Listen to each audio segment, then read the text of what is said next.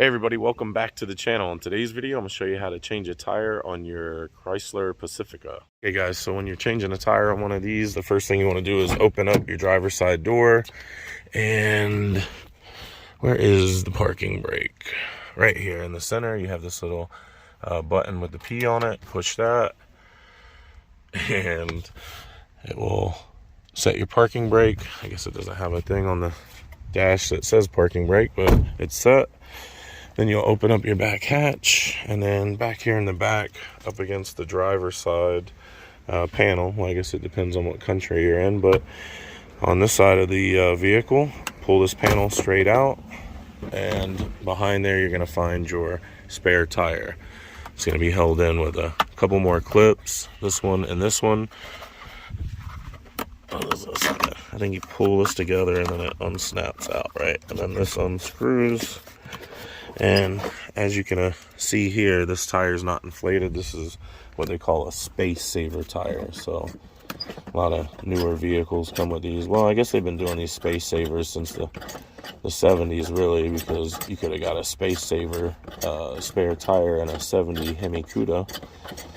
But they're using them a lot more now than ever before because they need more space. So they got to sell you on the luggage space and the gas capacity. So they give you these.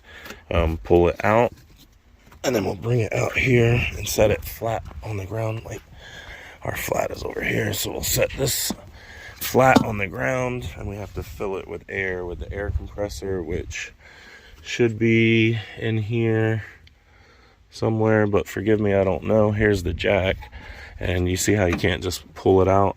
It's because it's held in with tension. You gotta kind of unscrew it a little bit, and when you do that, it'll lower it down off of that little part right there, and then you'll be able to pull it out. So there's our jack. Okay, here's your factory lug wrench here in the styrofoam. Just kind of pull that up and out, and then you'll have to unfold it. It kind of is all folded up, so unfold it. Okay, and it'll look like this. This is the part that goes over your lug nuts, and this is the handle. So next you would break all of your lug nuts loose by sticking the lug wrench onto it like so. Oh, there's the nail right there in the tire. So that's unpluggable. Anywhere from here out, you can't plug it. Just in the middle, you can plug it, but that tire's kind of bald anyway. So anyway, put the lug wrench on here, and then with your foot, just step on it and turn it lefty-loosey. And you want to break all these loose before you start jacking it up, because once you get it up in the air, if you're trying to jack it up, you may jar the vehicle and knock it off of the jack, and you don't want that.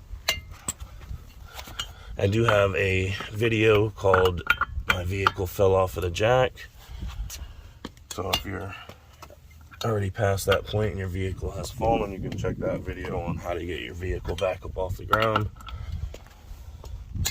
Alright, there you go. Just break all those loose like that, and then next we will inflate this tire. Now I don't know where the factory air compressor is in this vehicle. I would imagine it should be sitting right here. That's where I've seen them before, but I don't see it now. So we're gonna go ahead and fill it with my air compressor this time. And you want to use something that's equivalent to the factory air compressor. If you use anything bigger, you want to inflate it slowly. And also keep in mind, you have to keep this tire flat on the ground when you're inflating it, kind of like a bag of popcorn in the microwave. You can't just put it in the microwave any kind of way you want. You have to put it in a certain way. Same thing with these spares. They got to be flat on the ground. So don't mount it on the vehicle and then try to fill it with air. Don't lean it against the vehicle and try to fill it with air. Don't stand it up and fill it with air, because it may not fill up properly. Also, the other thing is, when you go to pick this vehicle up from the tire place and they have deflated this tire, you want to make sure that the rubber on the tire is consistent with the bead all the way around. Otherwise, next time it may not fill. Another thing is this valve cover cap here has the tool on it for removing the needle. See that? That's the tool that removes the needle to deflate the tire quicker. So that way you don't have to push on the needle to let the air out. You'll just unscrew it, you know, stick it in there and it unscrews that needle. And that's how you would get the air out quicker to deflate it. Now, you don't want to lose that cap because it's important. And now we'll go ahead and start filling this up. Okay, so my air pump is a Milwaukee compact inflator from Home Depot, or you can order it online. It will set the PSI. You know, you can set the PSI plus or minus. It'll stop where we want.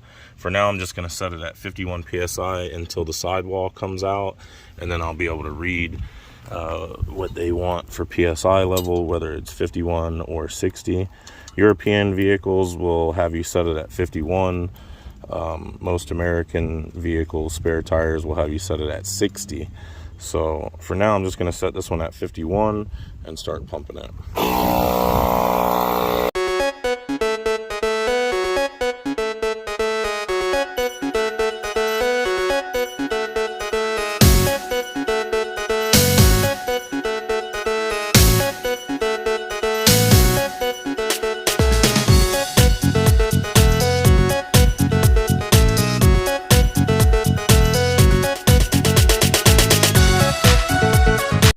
Okay, so we got the tire all filled up.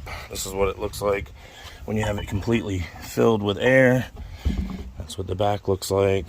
That's what it looks like standing up. So, in case you didn't know, that's what it should look like. All right, next you want to find your jacking point, right? So our flat is in the front, so we're going to locate our front jacking point. There are 4 jacking points, 2 on each side, 1 in the front, 1 in the back. You're going to go down here on the ground, and underneath your rocker panel, which is the bottom side of your vehicle, you'll slide your jack in. Once you lower it enough, you have to crank it counterclockwise and lower it down to get it to fit under the vehicle. Then once you can get it under the vehicle, you're going to look for this pinch metal right here and line up your jack with the base there. Crank that up until it lands right on that pinch metal that has the extra piece of metal behind it. Okay, so once you get it lined up, once you get it lined up, crank the jack up like so until it's tight. And then once it's tight, you'll be able to get back up off of the ground and jack the vehicle up. That is your front jacking point of the vehicle. That pinch weld with the extra piece of metal right there. All right, now I'm going to show you the back real quick. Okay, your rear jacking point, right? The plastic on the bottom of the vehicle goes like this, then it has the cutout, goes away. You got this pinch weld of metal right here. And that is where your rear jacking point is on this vehicle. That pinch weld of metal, which is just below your rocker panel on the back side of the vehicle. Okay, so now you got your jack in position. You'll just take your lug wrench and crank it clockwise like so until you can raise the vehicle off of the ground. It takes forever. It scrapes up all of your knuckles, and with this multi joint wrench here, it makes it really fun. So if you like and you have an impact, use a 3/4 inch socket. You could just raise it up pretty quick and easy.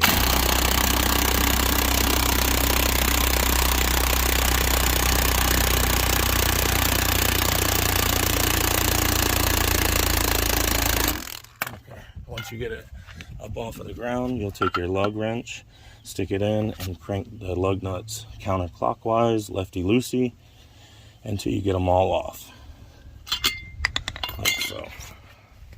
Okay.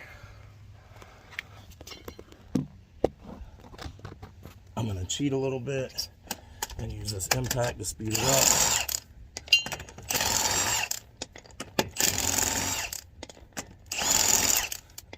Alright, and then just lift the wheel up and off, roll it out of your way, and then grab your spare and get it up in there. Okay, got your spare, roll it in here, just set it onto the lug studs without rubbing the metal rim all over the threads there. You don't want to ruin those threads. Okay, set it on like so. Thread your lug nuts on by hand, righty-tighty. Make sure they go on nice and easy. If they don't, that means you're cross-threading it, or there's some debris in the way of the threads. So just take it off and clean it. Get these on as tight as you can by hand if you're using the factory wrench, and then you can crank it tight with the factory wrench after that, but it's quicker with your hand just to crank them on, you know, your fingers. And once you get them all seated, tighten them as tight as you can by hand in a cross pattern. You can start anywhere you want, but just don't tighten it here and then here, tighten it here and then across, or here and then across. That way it seats the metal wheel to the hub correctly. You don't want to tighten it like that because it may not seal it correctly, and you have a wobble and then the lug nuts come loose and fall off the car, and you don't want to do that. So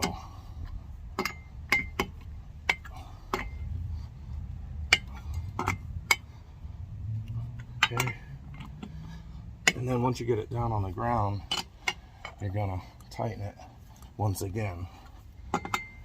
Okay, so as tight as you can by hand, lights up on the vehicle, and then once you get it down on the ground, then you can tighten it more by hand or foot. I prefer foot.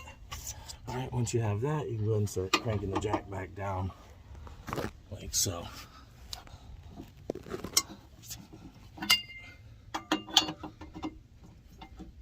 Counterclockwise. Crank her down. I'm going to use my impact just to speed it up. There we go. We got us one changed up tire. See? There you go. You did it. I'm proud of you. Good job. Way to go. Alright, and like I said, once you get it down on the ground, take your lug wrench, fashion it to a nice stiff straight position, you know, and then tighten it with your foot the rest of the way, again in a cross pattern so you can seat the wheel correctly. Alright guys, that's how to change a tire on your Chrysler Pacifica. Don't forget to like and subscribe, drop me a comment, let me know if I helped you out, and I'll see you on the next video. Bye everyone.